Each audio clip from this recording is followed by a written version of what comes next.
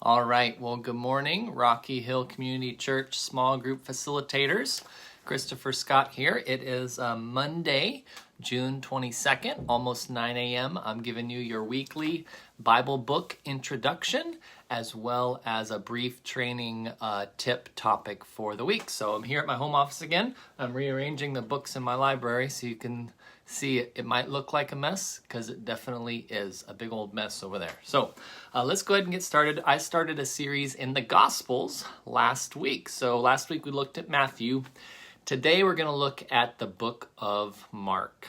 So there are 4 Gospels in our New Testament. There's 39 books in the Old Testament, 27 books in the New Testament. 4 of those 27 are Gospels, biographies of Jesus. And we talked about how out of those 4 Gospels, only 2 of the Gospel writers were actually disciples of Jesus and eyewitnesses of him, okay? Do you remember which those were? It was, how I remember it, is the bookends. There's Matthew, Mark, Luke, and John. And so if you remove Mark and Luke, the 2 in the middle, the bookends, Matthew and John, were 2 of the disciples of Jesus. Mark and Luke were not disciples of Jesus, and they probably didn't see Jesus alive. They might have, we don't really know for sure, but they might not. They were not disciples of Jesus. So Matthew and John were disciples of Jesus. And today we're going to talk about Mark, who got his material for his gospel from Peter, who was a disciple of Jesus, okay? So there's 4 gospels. Matthew and John were the only 2 disciples of Jesus to write gospels.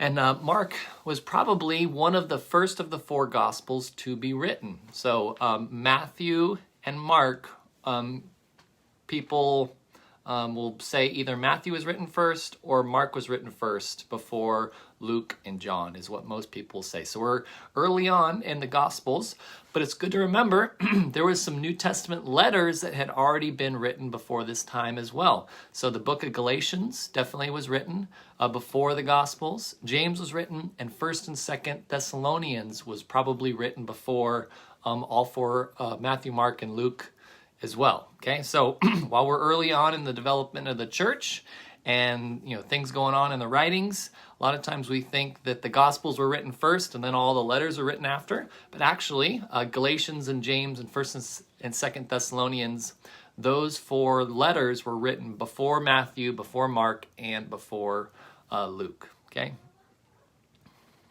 as well as before John. You could say that as well. But John was written in like 90 A.D., much later than Mark. So when we talked about Matthew was a Jew writing to Jews. He talked about Jesus and the kingdom, right? The king and the kingdom. When we come to Mark is only 16 chapters. It moves really fast. It has a lot of action verbs. The stories move very quickly that he tells. And so I describe Mark as Mark marks the disciples, right? In the book of Mark, Jesus marks the disciples. He has specific things he does and says and teaches that marks those disciples. And while Matthew was a Jew writing to Jews, Mark was writing to a Roman audience, a very Gentile audience, people that were not Jewish.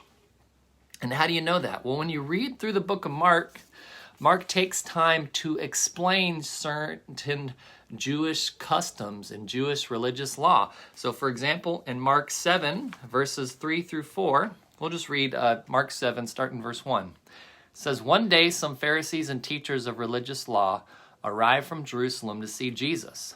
They noticed that some of his disciples failed to follow the Jewish ritual of hand washing before eating."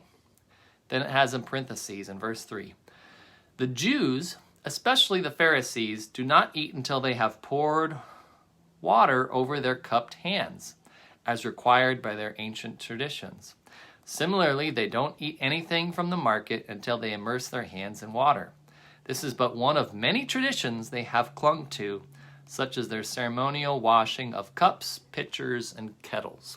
So verses 3 and 4 there are in parentheses, and this happens a lot through the book of Mark. We'll talk about Jewish things going on, but then he explains them for the non-Jewish reader, which seems to imply he's writing to a Roman Gentile audience that are not Jews. Another example is in chapter 14:12. This is a real brief one. Chapter 14, verse 12 says, "On the first day of the festival of unleavened bread, when the Passover lamb is sacrificed." Okay? So he's talking about what happens on the first day of the festival of unleavened bread. Now, a Jewish would know that. They don't need to be told that you sacrifice a Passover lamb, right? But he's writing to a Gentile, non-Jewish Roman audience, and he's explaining those things. So while Matthew was a Jew writing to Jews, Mark is writing to Gentiles and all people, okay? So I hope that makes sense and puts it together for you. And we'll review each gospel as we continue on in our series, okay?